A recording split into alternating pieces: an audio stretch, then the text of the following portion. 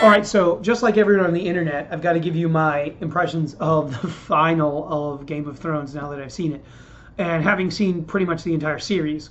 Um, Now everyone seems to be disappointed, which is which is like the big thing. I did a video about what I predicted, which obviously didn't happen. I said the White Walkers. What if the White Walkers are thought of as the good guys, which didn't happen. So my impressions of this eighth season that has disappointed everyone. Well, I think it was rushed. I think 6 episodes was not enough to tell the story that they wanted, and they are correct. They kind of like wrecked a lot of really strong story arcs because they kind of shoehorned it into 6 episodes. We had to have two major villains defeated. We had to have the White Walkers defeated, but we also had to have the Lannisters defeated. Those have been the two major villains of the series since the series started, and it seems strange to me that they decided that they were going to just kind of ram them all into this first season in only 6 episodes. I think if they had done closer to 10 episodes and they could play this out a little bit more, it might have actually been much better. And I think everyone's saying that. Some people have said that there should have been 2 more seasons, one in which they dealt with the White Walkers, one in which they dealt with the Lannisters. And I think maybe that would have been possibly a better way of doing it. I just feel like they didn't have enough time to tell this huge long story that they wanted to tell. So a lot of story arcs just kind of wrap themselves up very fast and very neatly. Now, personally, what do I think? Was I disappointed in what happened? Well, there's 2 things. I think everyone was either rooting for Jon Snow or Daenerys, and neither one of them were really the winners of this show. In fact, people are kind of wondering, who are the winners of this show? And there's this weird part of me that was kind of like, I kind of like the fact that we've subverted what is essentially audience expectations and given people something that, for the most part, they don't necessarily expect. But I had to go back and really look at what was the show really about. Was the show about Daenerys? Was the show about Jon Snow? What was the show really about? And if you go back and you start watching the early episodes, the show's really about one thing, and that show's really about the Starks.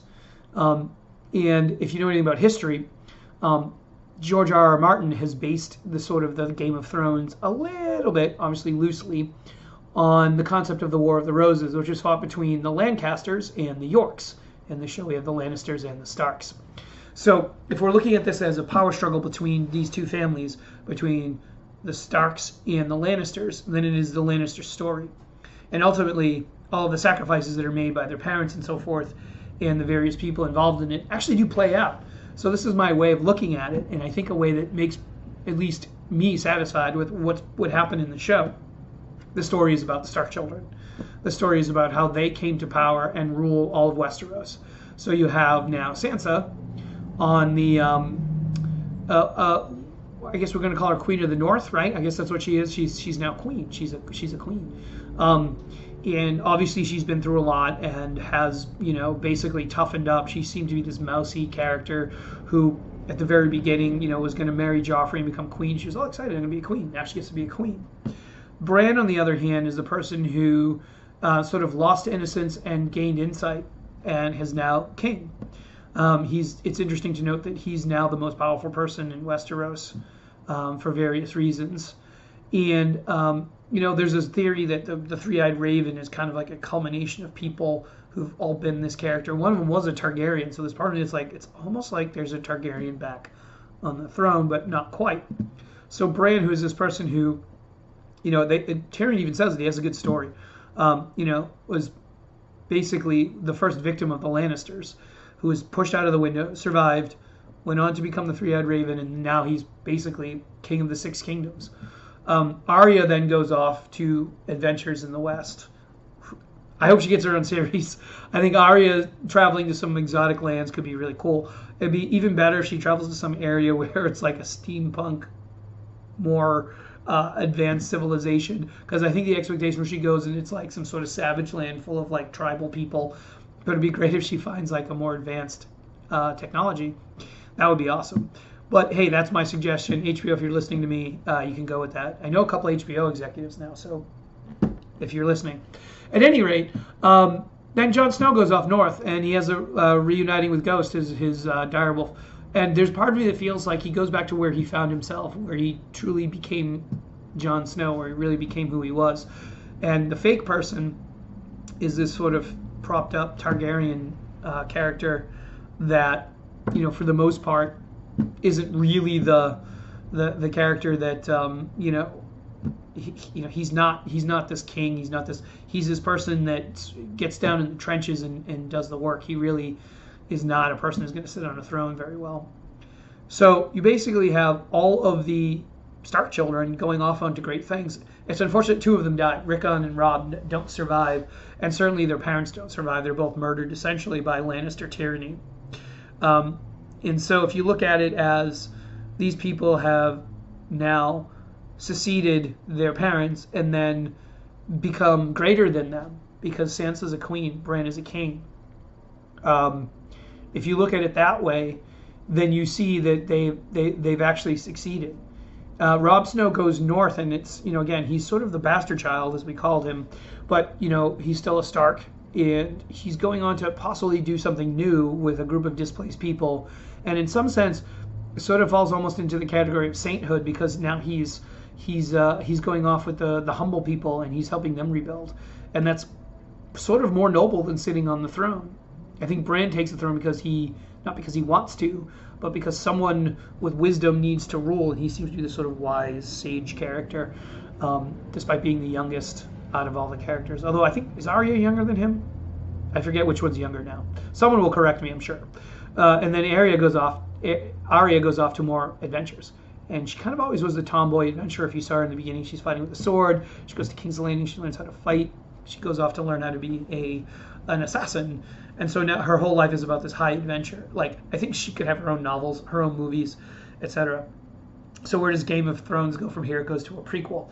Well, while they're loading that prequel in and creating this prequel, I have a feeling we're not going to see the end of these characters. They are going to bring them back somewhere. I think Arya could have her own movie where she goes off and meets some new civilization, tribal or advanced. Steampunk would be cool. But, I think there's more to the story, so I don't think it ended. And there's some strange part of me that's like, George R. Martin's 71. What if he writes the sequel to the books? What if his son writes the sequel to the books, like J.R.R. Tolkien's son Christopher Tolkien actually wrote sequels to Lord of the Rings? So maybe the story's not over. Maybe we do see Jon Snow return and he has to take the throne for some reason because, it could be a threat to Bran or Sansa. And, the first person that they're probably going to call is Jon and his horde of wildlings from the north that are going to come down and fight against some sort of uprising or something along those lines. And you could see that happening. And then, Jon Snow has to take the throne or some weird thing like that happens. There's all kinds of ways that story could play out. If they just did another movie, like it doesn't have to be another series. They could just do like a big, here's the HBO Game of Thrones movie that they're putting out that they could do. So there's a lot more. Now, there's also this theory that Daenerys might not be dead.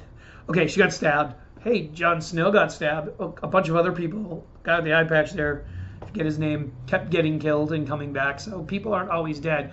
So there's this belief that maybe the dragon's taking Daenerys someplace where she can be revived. And there's some odd thing that's like they'll like burn her in fire, and some mystical thing will happen, and she'll be alive. And then we have Dany back, so who knows? We could possibly see more dragon fighting with Dany and Jon Snow. So these people who are all like, "Ugh, that's it, it's over. You subverted my expectations. It was terrible." I don't think it was terrible, but I do think it was told too quickly. These things can go any which direction. They can go anywhere. So, hey, you know what? I'll just wait and see what happens next. I was a fan of their storytelling. I think it was one of the better developed stories with really great long character arcs. I love the fact that Arya killed the Night King. She spent 6+ seasons becoming like a stealth assassin just for that moment in which she's able to wield a knife. I believe that she could do that. I didn't believe that it came out of nowhere. So, let's face it. I think if you look at the Game of Thrones story as the Stark family sticking by each other and becoming really like a solid family unit that then goes on to rule all of Westeros, it's actually a good story. So the story really was about the Starks. And the first thing about, Ned Stark, being this guy in the north and so forth, I really do feel like that that is the story that needed to be told, and that is the story that is being told. So kudos. Let's wrap this up. That's my big little thing about Game of Thrones and so forth. So yeah, I mean, hey, I'm waiting for what comes next. Hit the like and subscribe, and when it comes up, I'll let you know what I think of that too.